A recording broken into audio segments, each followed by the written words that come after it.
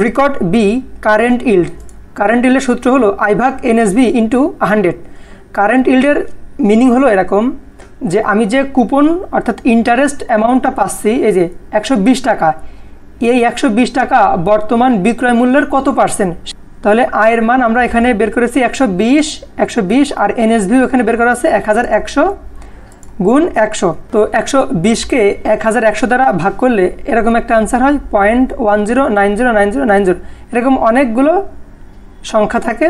তো আমরা এখানে 4টা কিংবা 5টা সংখ্যা নেব, জিরোটা নির্ভর করবে পরবর্তী সংখ্যার উপরে। পরবর্তী সংখ্যা যদি 5 বা 5-এর বেশি হয় তাহলে এখানে 1 যোগ করব, এখানে 0 রয়েছে এখানে 1 লিখবে। তাহলে আমাদের অ্যান্সার হবে 0.1091। আর এর সাথে যদি 100 গুণ করি তাহলে আমাদের অ্যান্সার হবে 10.91%। এটা 100 গুণ করার ফলে পার্সেন্টেজ এসেছে।